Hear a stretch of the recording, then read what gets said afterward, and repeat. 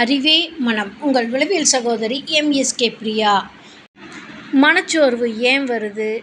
மனம் நிறைவடையாமல் ஏன் தவித்துக்கிட்டே இருக்குது? ஏன் அலைப்பாய்ந்து கொண்டே இருக்குது? நிம்மதி இருக்காதா, கிடைக்காதா அப்படின்னா உங்களுக்குள்ள மனச்சோர்வானது உங்களை தொலைச்சி எடுத்துக்கிட்டு இருக்கா? இந்த மனச்சோர்வு ஏன் வருது, எப்படி வருது? இதனால் நிம்மதியே இல்லாமல் ஒரு சூழலுக்கும் கூட தள்ளிவிட்டுருது. நீங்கள் எப்பவுமே வெறுமையிலேயே இருக்கிற மாதிரி ஒரு ஃபீல் இருந்துகிட்டே இருக்கும். உயிரோடு இருக்கிறது போல் ஒரு உணர்வே இல்லாமல் ஒரு நடைப்பிணமாக வாழ்ந்துக்கிட்டு இருக்கிற மாதிரி ஒரு ஃபீல் மைண்டுக்குள்ளே ஓடிட்டு டிஸ்டர்ப் பண்ணிகிட்டே இருக்கும்.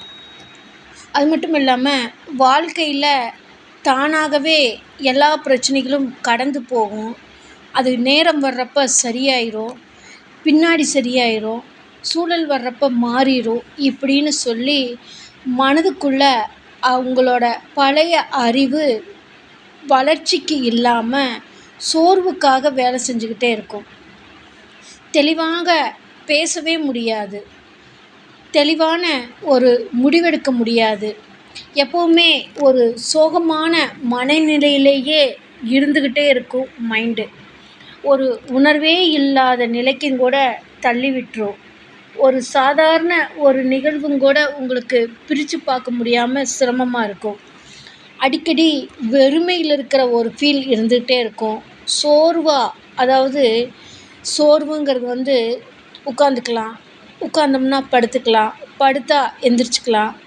ஐயோ யாருமே இல்லையே, தனியாக இருக்கிறோமே அப்படிங்கிற ஒரு உணர்ச்சி மங்கிக்கிட்டே இருக்கும். அதாவது ஒரு செயல்பாடே செய்ய முடியாமல் உணர்ச்சி வசப்படுறதுன்னு சொல்லுவாங்க. ஒரு டீயை பார்த்தா சந்தோஷப்படுவோம், ஒரு காஃபி பார்த்தா சந்தோஷப்படுவோம், உணவை பார்த்தா சந்தோஷப்படுவோம், ஒரு யாராவது தெரிந்த நபர்களை பார்த்தா சந்தோஷப்படுவோம். இது எதுவுமே இல்லாமல் ஒரு வெற்றிடமாக வெறுமையான நிலைக்கு தள்ளி விட்டுரும். முன்பு இதெல்லாம் நம்ம ரசிச்சுட்டு தானே இருந்தோம். எல்லாத்துக்கிட்டே சகஜமாக பேசிகிட்டு இருந்தோம். ஒரு நாளைக்கு 4-5 டீ சாப்பிடுவோம், நல்லா தூங்கி எழுந்திரிச்சோம், மன நிறைவோடு இருந்தோம். ஏன் இப்போ இப்படி இல்லை அப்படின்னு சொல்லி உங்களுக்குள்ள பலாயிரம் கேள்விகள் கேட்டுக்கிட்டு உங்களை துளைத்து எடுத்துக்கிட்டே இருக்கும். அது மட்டும் இல்லாமல் ஆர்வமே இல்லாமல் எதுலேயுமே ஒரு ஈடுபாடு இல்லாமல் செயல்பட்டுக்கிட்டு இருக்கோம். எப்போவுமே அந்த ஆர்வம்ங்கிறது குறைஞ்சிக்கிட்டே வரும். எந்த செயலுமே செய்ய மனசு வராது. குளிக்க தோணாது, சாப்பிட தோணாது, யார் கூட பேச பிடிக்காது, தனிமையில் இருக்கலான்னு தோணும், தனிமையும் பிடிக்காது, வெளியில் போகலான்னு தோணும், அதுவும் பிடிக்காது. இப்படி முன்ன ரசித்ததெல்லாம் இன்றைக்கி பிரச்சனையாகவே நிற்கும். எப்போதுமே ஒரு ஆக்டிவாக இருக்கணுங்கிறக்காக உங்களை நீங்கள் அழுத்தப்பட்ட சூழ்நிலையிலேயே உங்கள் மனசு வேலை செஞ்சிட்ருக்கோம்.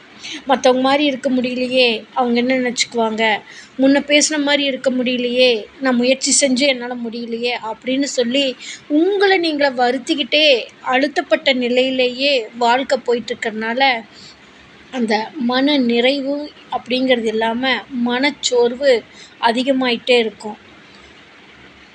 அதுக்கப்புறம் பார்த்தோம்னா எவ்வளவு நேரம் ஓய்வெடுத்தாலுமே அந்த ஓய்வெடுத்தோங்கிற ஃபீலே இல்லாமல் இருக்கும்.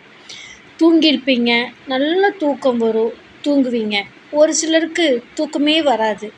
ஆனால் தூங்கி எழுந்தாலும் கூட ஒரு சோர்வு நிலையில் இருக்கும், ஒரு பதட்டமான நிலையில் இருக்கும். இன்னி கொஞ்சம் நேரம் படுத்துக்கலாமா, இன்னி கொஞ்சம் நேரம் உட்காந்துக்கலாமா, இப்போ எந்திரிச்சு என்ன செய்ய போகிறோம், இப்போ யார் கூட பேசி என்ன வரப்போகுது, இது பேசுகிறதுனால என்ன வருது அப்படின்னு சொல்லி மைண்டு கால்குலேட் பண்ண ஆரம்பித்தோம். இதுதான் மனச்சோர்வை மறுபடி அதிகப்படுத்திகிட்டே இருக்குது. எதையுமே விளக்கி சொல்ல முடியாது, விளக்கமாக பேச முடியாது. ஒரு இரிட்டேட்டாக இருக்கும். யாராவது ஏதாவது பேசிட்டா டென்ஷன் ஆகும், பதட்டமாக இருக்கும், ஒரு படபடப்பாக இருக்கும். ஏன் பேசணும், எதுக்கு பேசணும், பேசுகிறதுனால என்ன வருது, பேசினாதான் இருக்க முடியுமா அப்படின்னு சொல்லி ஒரு விரக்தி நிலைக்கு தள்ளி விட்டுரும். ஒரு தெளிவே இல்லாத காரணத்தை மனசில் ஓட விட்டுட்டு தெளிவடையலைன்னு சொல்லி குழம்பிக்கிட்டே இருக்கும் மனசு. எப்போவுமே ஒரு குழப்ப நிலையில் இருந்துகிட்ருக்கும். ஒரு நீரோடை கலக்கி விட்ட நீரோடை போல் கசகசன்னு இருக்கிற மாதிரி மனசு வந்து அலைப்பாஞ்சுக்கிட்டே இருக்கும்.